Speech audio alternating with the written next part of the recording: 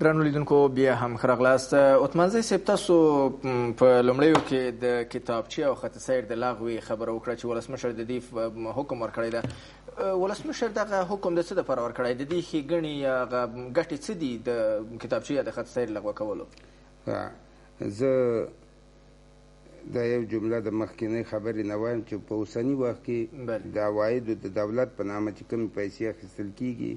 تقریبا 80% شخصي جیبونو ته ځي او دا 20% دولت بانک ته ځي. دا یو دغه د کتابچې د خط سیر لغوه یا د کمیشن لغوه د رئیس جمهور افغانستان په دې دلیل باندې وکړه چې مخکې ما تاسو ته وویل چې مخکې به تجار شعبه د فرمایشاتو ته فرمایش ورکوه چې زما دومره کانټینر مال دی د پېښور نه یا د حیرتان نه یا کوم ځای نه راوړم. شعبه د فرمایش به هغه فرمایش اخیست په ترانسپورټ زمیني کې او بیا به زموږ موټردارو اتحادیو ته وي چې دومره موټر په کار دي دغه هم کرایه د امتا روپه، نو موږ به یو کمیشن ورکوو دوی ته 3% ترانسپورټ او 2% تجار چا چې مال انتقالوو، جمله 5%. دا ډېر په خوشحالۍ د پروسیجر روان و او دا صحیح عادلانه کار و. دوی یو خدمت اجرا کاوه، موږ ته یې بار راکاوه، زموږ مسؤلیت یې اخیست، کرایه هم نه ورکېده او موږ دا ورکول. اوسني وخت کې د اوسني نظام چې سیستم د اقتصاد د بازار دی دوی نه دا خدمات یې راکوي، نه څوک فرمایش ورکوي، نه چاته مال ورکوي، مګر پیسې همغه پخواني مامورین چې مهاجرت یې کړی و مګر عقل یې تر اوسه سر ته رانغی، بیا هم د دې وطن په قدر پوه نه شو چې څنګه راغله هغه رشوتخورو بس بیرته هغه سیستم جاري کړ چې پخوا قانون داسې و. غیر د دې چې وګوري چې نن حالات څنګه دي او قانون څه وایي. نو رئیس جمهور د افغانستان کتابچه او خط سیر تړلي یو موارد دي. کتابچه په ټوله دنیا کې او په ټوله منطقه کې نشته غیر د افغانستان نه. که تاسې په دې باره کې څېړنه وکړئ د کتابچې ترانسپورټ په نامه هیڅ سند وجود نه لري، مګر په افغانستان کې د ظاهرشاه د وخت نه دا سیستم پاتې دی. په هغه وخت کې چې د شوروي د دوستۍ وخت و هغوی داسې یو مرکزي سیستم لاره چې اوس یې هغوی هم نه لري. نو او خط سیر خو ما درته مخکې وویل دې دپاره چې دا مال بېداره که په بې خط سیره لاړ نه شي چې مال اصلي هدف ته ورسیږي. نو اوس ځکه رئیس جمهور د افغانستان دا دواړه لغوه کړي دي په کراتو مراتو او په آخرین ځل موږ په اتم د میزان ورسره ولیده، هم په ډېر جدي لفظ الفاظ ویوي او 2 هفتې وخت یې ورکړ. په هغه وخت کې وزیر صاحب تماسي و او اوس په 5 د جوزا چې موږ بیا د رئیس جمهور د افغانستان سره ملاقات لاره بیا یې ډېر په جدیت امر وکړ او حتی تاریخ یې تعین کړ چې 20 د جوزا دغه میاشت چې نن 15 ورځ ده چې ته به کتابچه لغوه کوې، ځکه چې اوس ضرورت نشته. صرف دلته 2 خبرې دي. د کمیشن په نامه کوم عواید چې وو دا بالکل غیر عادلانه غیر قانوني دي او موږ په هیڅ صورت نور ورکول ته آماده نه ورکوو، ځکه کار راته نه کوي. د کمیشن په نامه د یو ګیلاس چای ته ماته نه راکوي، ځکه باید قیمت کمیشنکاران څوک دي؟ دا د حکومت لخوا ګمارل شوي که نه؟ دا نوم د حکومت د خوا کمیشن دی، خو کمیشنکاران کې ډېر زیات مصروف دي. مامورین او د دوی جنټان او لاسپوڅي دستګي چې کوم دي دا ټول په دې کمیشن کې د ډریور د چور دپاره چې دا ترانسپورټ ته ورشي یا بندر ته بس ځان در رالویږي لکه لیوان. په دې کونج کې د ونې لاندې ولا 20,000 باقیستی بر 15,000 بیتی ولا تو خو یې فعالیت نه کوي 80,000 باقیستی خیر از به 40,000. ډریور یا موټر چلوونکی خپل ولې نه ګرځي په دې کار پسې؟ نو څوک یې پرېږدي نه، هغې ته مخه نه ورکول کېږي، کار یې نه کېږي ورته، کار یې نه کېږي. څوک هغه اکثریت ډریوران د افغانستان بې سواده دي، هلته خدا په دې اتحادیه کې ثبت دي، اکثره دا د اتحادیو والا نمایندګان د کمیشن کاري کوي. د مامور د خوشخدمتۍ دپاره هغه مامورین چې بلډینګونه جوړ کړي دي د یو عادي معاش په سر مګر د آرامو پیسو نه، دوی د هغوی دپاره یو دستاویز ده. نو موږ بعد د دې تصمیم لرو چې کمیشن به په هیڅ صورت نه ورکوو. او که چیرې کمیشن ورنه کوي ستاسو کارونه هم ونه شي بیا به نه کار به هم کېږي انشاءالله. دا د افغانستان خلک دي او د خلکو زور وای د خدای زور دی، کار به هم کېږي ځکه رئیس جمهور د افغانستان او د ده ټیم د موږ سره دی، زموږ په هدف پوه دی. نو چې رئیس جمهور چې الله د موږ سره ملګری رئیس جمهور هم نو دوی خو بیا هېڅوک هم نه دي او د افغانستان خلک هم یو قوت دی په خپل اصل کې. یو مسله ده دلته عواید د دولت عواید د دولتو ته موږ ژمنې په ډېر افتخار خپل فرض ګڼو او دا ورکوو مګر دا په څه نامه په ټکس ترانسپورټي په نامه زه یو سرمایه ګزار یم ما ته خدای لارۍ راکړي دي سرمایه دار یم نو ځکه دا ټکس د دولت حق دی دا په افتخار سره ورکوو مګر د ټکس په نامه نه د کمیشن ځکه کمیشن هلته خپل کمیشن هوایي شکل باندې هوایي شکل ځي د کمیشن مقابل کې خدمت نشته مګر ټکس لکه مالیه او شی دی چې یو سړی ځمکه لري یو مسؤلیت لري یو عمومي اجتماعي مسؤلیت دی من حیث د اتباع د افغانستان زه موټر لرم ټکس ورکوم ته ځمکه لري بل دکان لري ټکس باید ورکړو یو مسؤلیت احساسي یو مسؤلیت او دا ټکس موږ رئیس جمهور د افغانستان ته دا پیشنهاد کړی دی شخصا ما په د ترانسپورټ په نمایندګۍ چې د اوسني عایدو نه چې دوی د کمیشن د فساد په نامه اخلي 5 نه تر 10% اضافه ته موږ آماده چې ورکړو دولت ته مګر په څه شکل چې د فالتو اضافه بس مامورین د دغه غرفې د جالونه چې اچولي په ټول افغانستان کې سره د ریاست ترانسپورټ نه غواړو موږ خپل انتخابات کوو د خیره او کړي مم دي مخکې د شورا دپاره اوس به عمومي انتخابات کوو د اتاق ترانسپورټ عامه رمزه د افغانستان ټولو خلکو خصوصا موټردارانو ته دا زیری ورکوم چې په 5 د جوزا رئیس جمهور د افغانستان د اتاق ترانسپورټ منظوري وکړه او په دې قناعت وکړه چې تاسې باید یو اتاق ولرئ مګر انتخابي موږ به انتخابات کوو په ډېر نږدې وخت کې موږ به د شورای عالی اقتصادي وضعیت لرو او موږ به د افغانستان لکه څنګه چې د تجارت اتاق دی څنګه د صنایعو اتاق دی څنګه د ښځو اتاق دی داسې به د ترانسپورټ اتاق موجود وي د خیره او دا به زموږ آینده نسلونو ته یو فخر چې پاتې کیږي نو موږ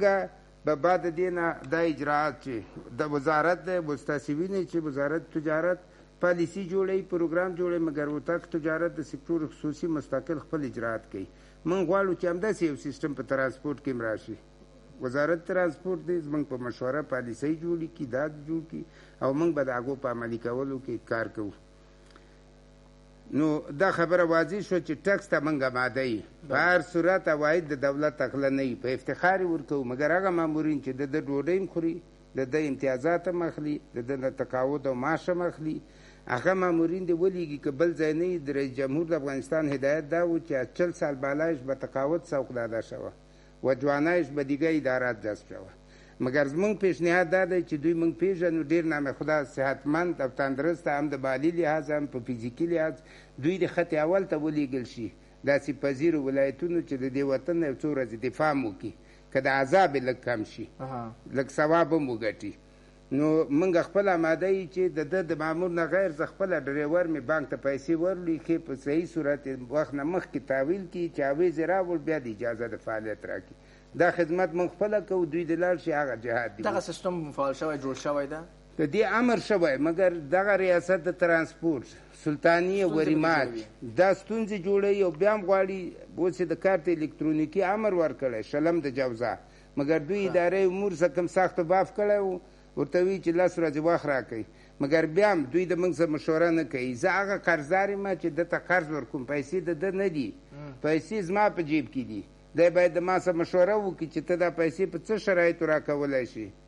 چې هدف ته ورسیږو یعنې پیسې واخلو دوی د موږ نه مشوره نه اخلي دوی په خپل سر به بولالې شروع کړي سره دي چې بې سواده بې علمه مطلق علمیت او مسلکیت نه لري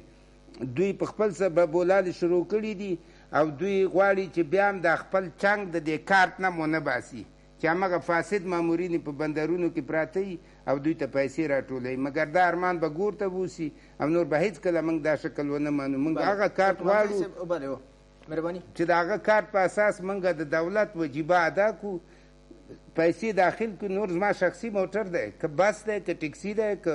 که لارۍ ده زه پوهېږم ګټه مې او کار مې بزنسمین یم چې کوم خواته مې ګټه وي هغې خوا به روان یم د ده راپورې کار نشته دی کولی شي زما کارت کنټرول کړي مخکې تاسو یادونه وکړه چې ښاروالۍ هم ترانسپورټ برخه کې یو لړ ستونزې جوړې کړي دي که دغه مشخص کړئ چې لیدونکي هم پرې پوه شي چې ښاروالۍ څه ډول ستونزې جوړې کړي د ښاروالۍ زما ورګانای محل ته هم دا پیشنهاد دی او ښاروالۍ د کابل ته هم چې موږ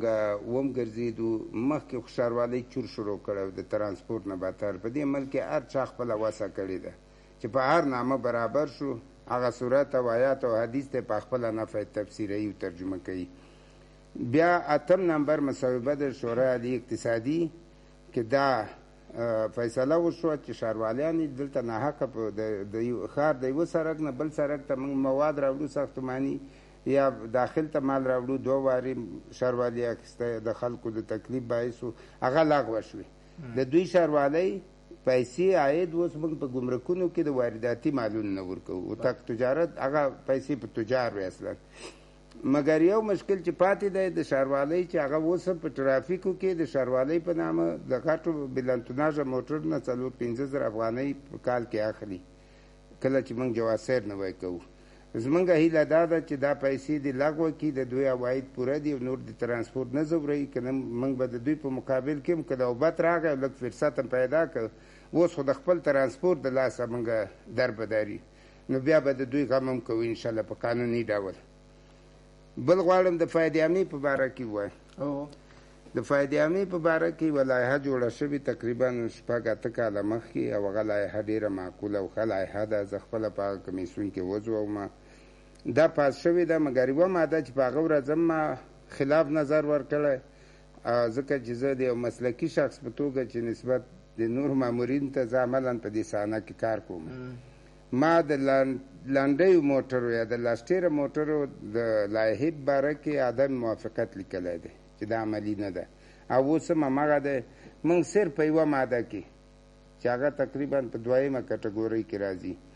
د لاستیرو موټرو دپاره دغه لایحه د فایدې عامې عملي نه ده او غټ د فساد سبب هم همدا دی. ځکه مامورین موږ 2 چنده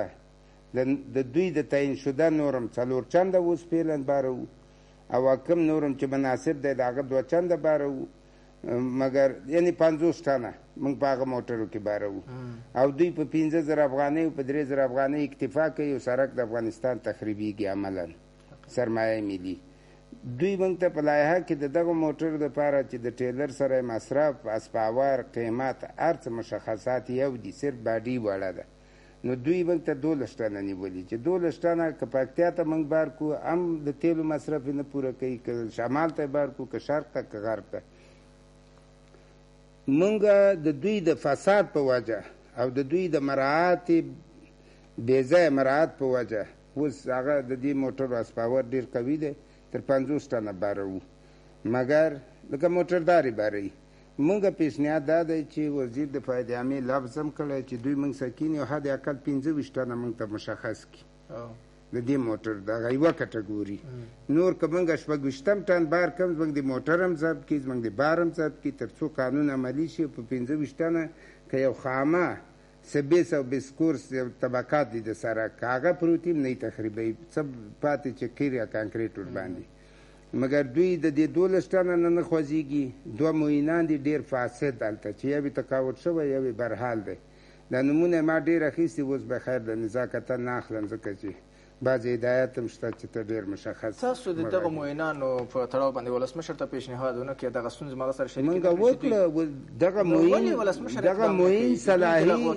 صلاحي څارنوالۍ ته معرفي کړه، دا ممنوع الخروج اعلان کړه، مګر دوی په هغه ارتباطاتو چې لري او په هغه بیا بسترګو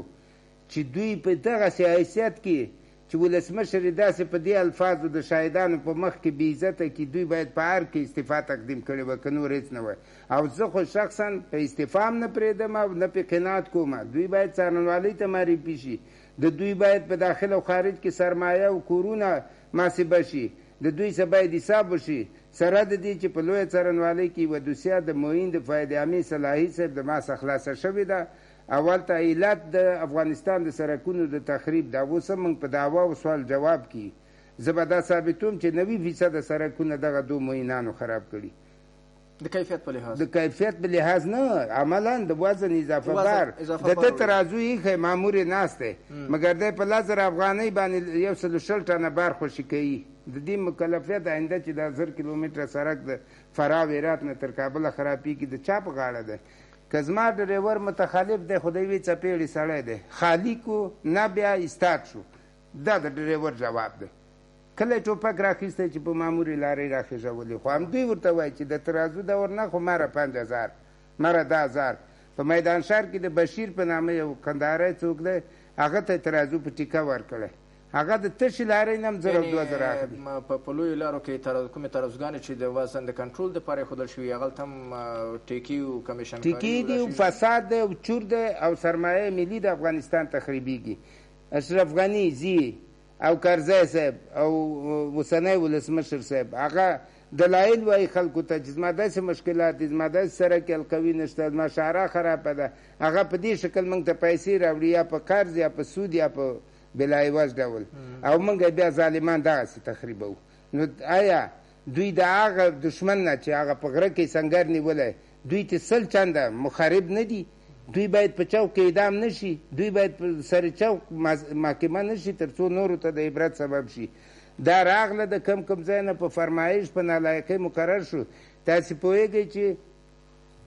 د معین د فایدې عامې د اتاق په سر یې لیکلي چې معینیت حفظ و مراقبت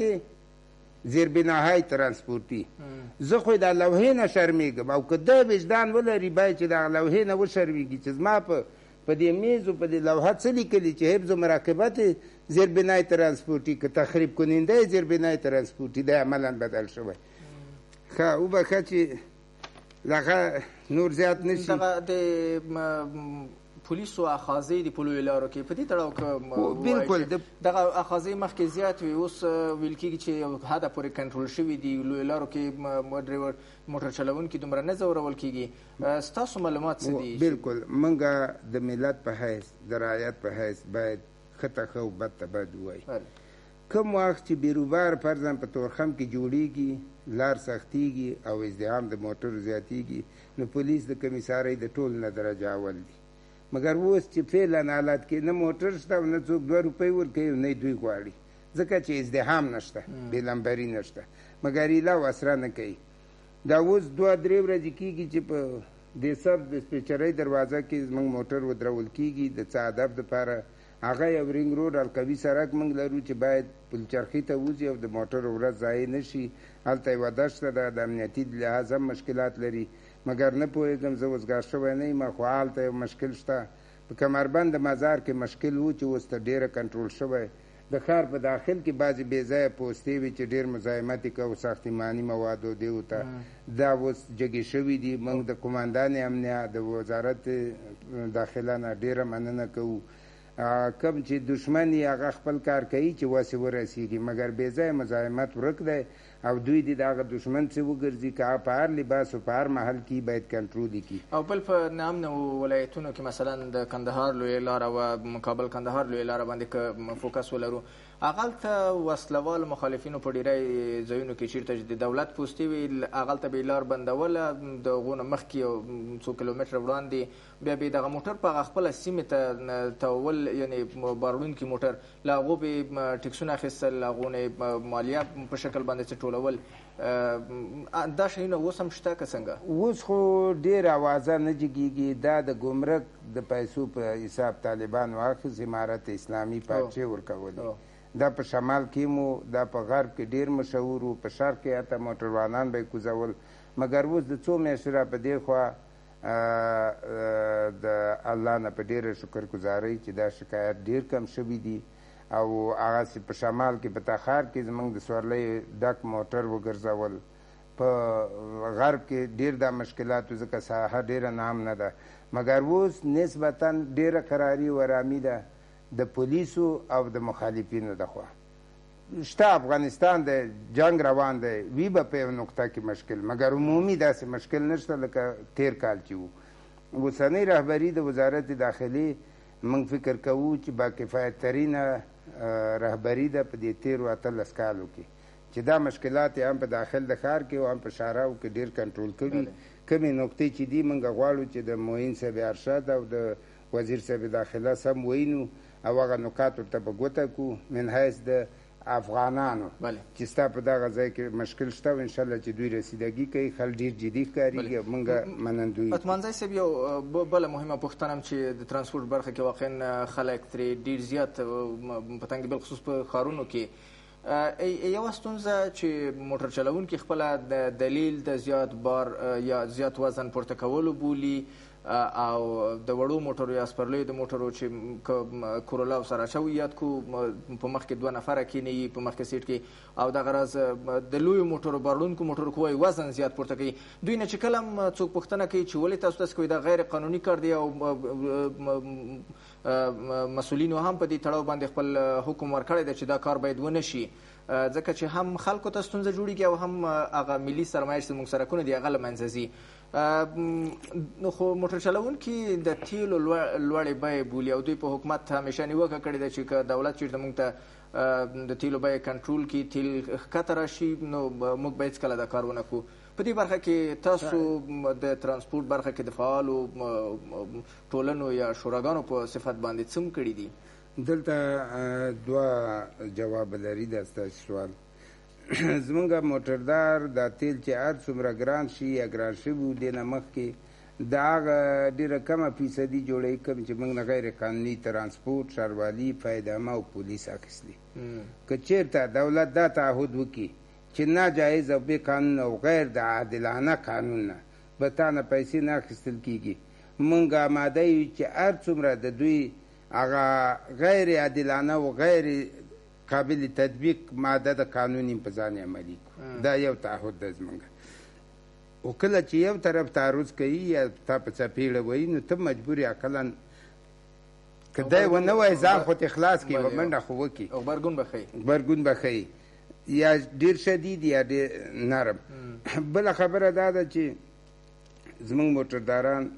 موږ یو سکتور عمل منفعي په افغانستان کې موږ کوم ترانزیټي فعالیتونه نه لرو موږ سره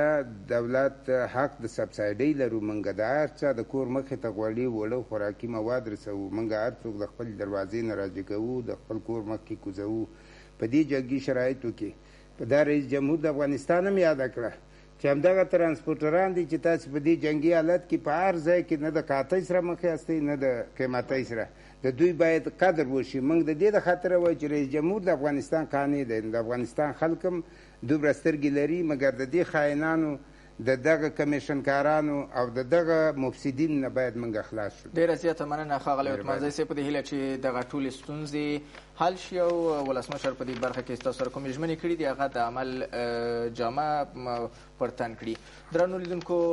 له تاسو هم مننه چې د خپرونې تر پای شی بوره سره مل وئ تر بیا چې ستاسو درنو حضور ته حاضرېږم پولې او بخښونکي خدای مو سپارم